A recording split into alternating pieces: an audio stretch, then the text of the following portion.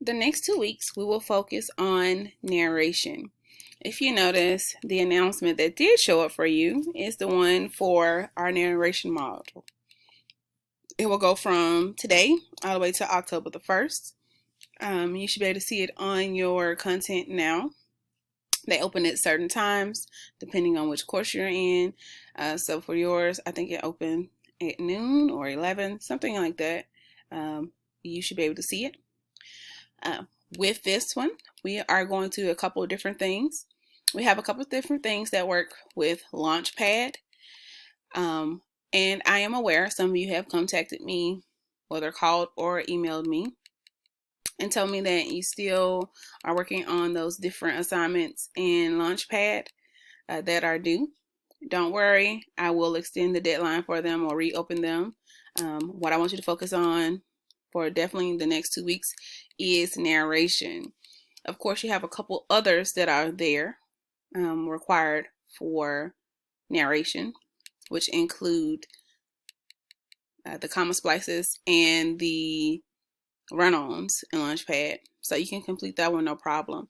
But the ones that were required a few weeks ago and due this week, I will extend the deadline if you were unable to complete those. So do not stress about them, but let's kind of put those on the back burner. We want to focus on our first assignment.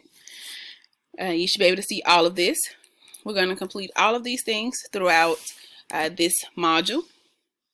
I want you to go to this section if you're going to follow along with me.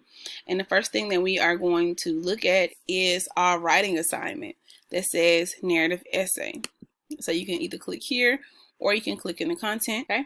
Your assignment says you need to write a 500 to 700 word personal narrative on one of the topics below. If you're unhappy with those topics, please let me know. We can adjust to something that is easier for you to write about. I am personally okay with that. Just let me know. This section here talks about whether it should be first person or third person. When I get to the topics, I will tell you more about first person and third person. It also tells you the requirement in terms of format. We will go over format today so that you can see what is expected of you for your final draft. Okay.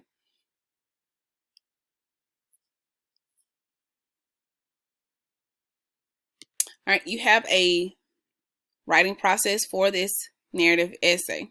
Although everything is technically due on the last day of this module, the 17th, I want you to take your time and go through each of these sections with your essay along with those discussions that we'll discuss in just a moment. I want you to try to get some of those things done by next Friday so that I can give you some comments and feedback so you don't turn everything all in at one time and so that you're not confused as to what is expected of you. Some of you have already sent me your essays and drafts. I want to get to them this week. Just been helping others, getting people settled, people reinstated, all of those things. And so I will get to them this week. Some of you are definitely ahead of the game. That makes my life easier. If you want to get those comments from your draft before you turn in that final draft, then I'm asking you to turn that in to me by next Friday, the 24th, by like 5 o'clock. If you turn in a little later after 5, that's okay. I still have time to get it back. But I want you to remember that I teach you all. I have 3 classes at Southwest. I have 2 at the University of Memphis.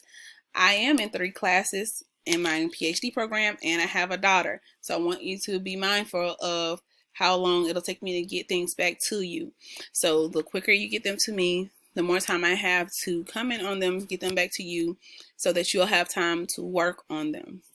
I don't work well last minute, have way too many things going on for it to be last minute. Okay.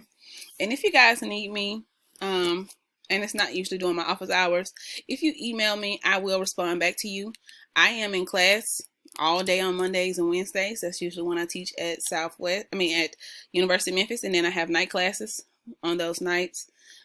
So usually when you text me or you email me, I try to respond right back.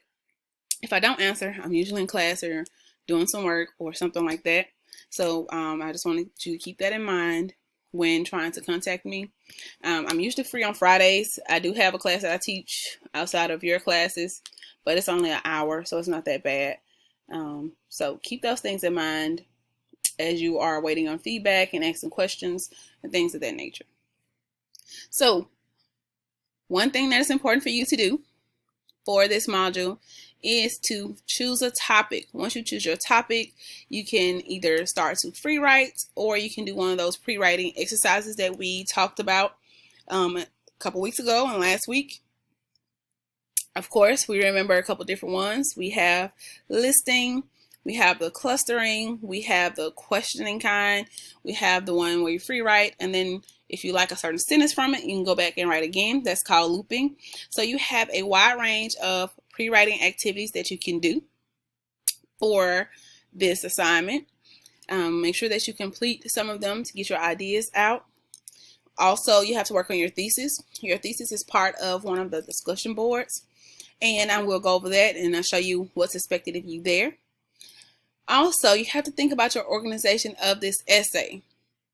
The different topics ask for different things, and so even within those, you can think about how you want to present this information. You can do it in chronological order, of course. We can do it based on pivotal point, where we start at the end and go back around in a circle like movies do. If that's what you're interested in, we can do spatial, where it's like you're describing what's going on right now in grave detail with those vivid details. So we can do a couple of different things, and I want you to keep those in mind as you are starting to think about your organization.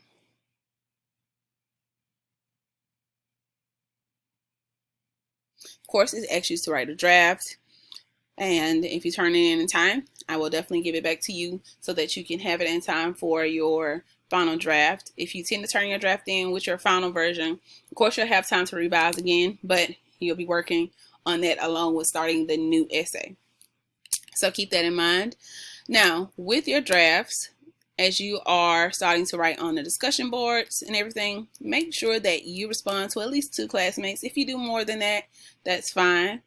But do not stress. If people give you feedback, great. If you don't receive feedback, I will make sure I give you feedback. That's the most important thing. As I said, I'm going to give you feedback regardless. It just depends on how quickly you get me the information that you get it back. Of course, you're going to revise and edit. There is a special section for that as well. And you have to turn in your final draft.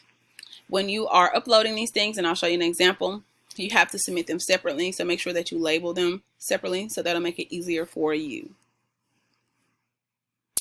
If you look, you have a ton of things you have to submit to me for this final section of your paper. Of course, you can submit things in layers. You don't have to submit everything at one time.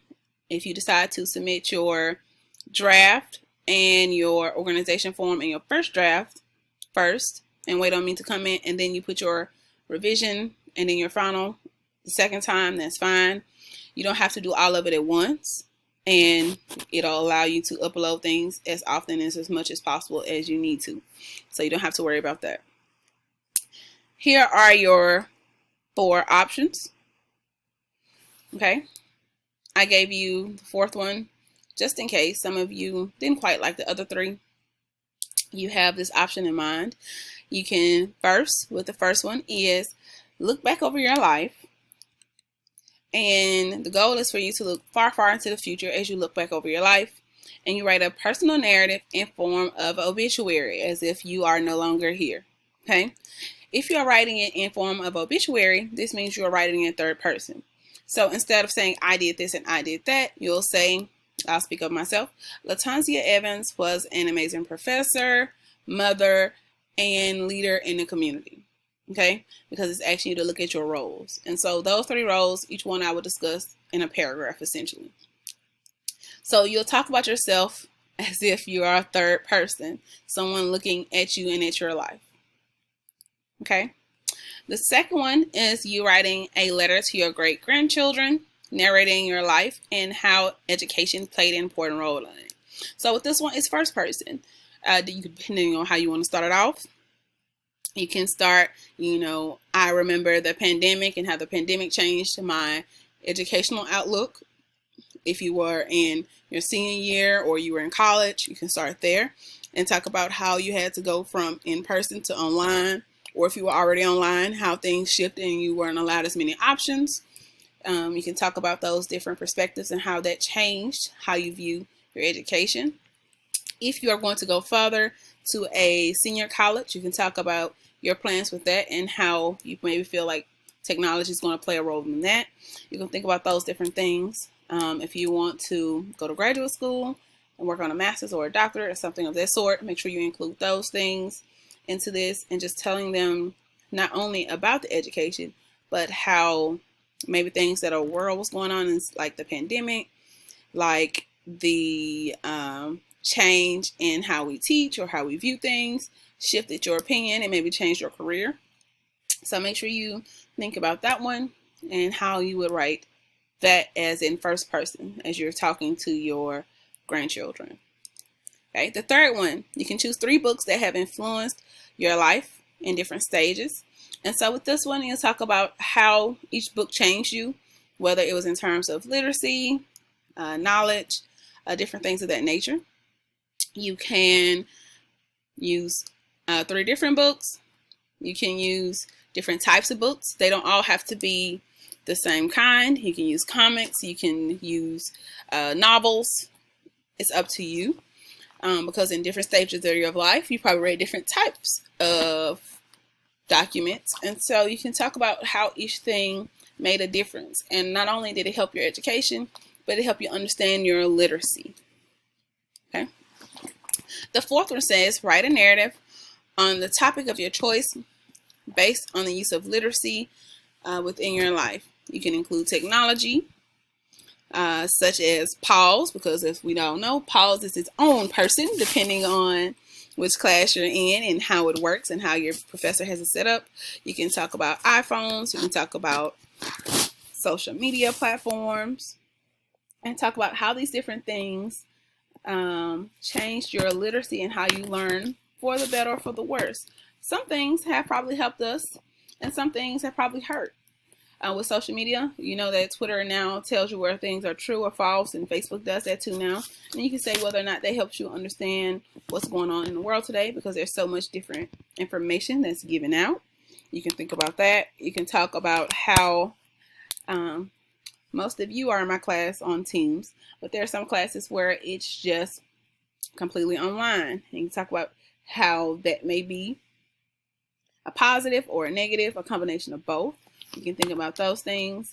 When you are pre-writing, if you have no clue which one you like, you can pre-write on all of them or your favorite 2 to figure out how much information you can get out of them. There is no right or wrong with that.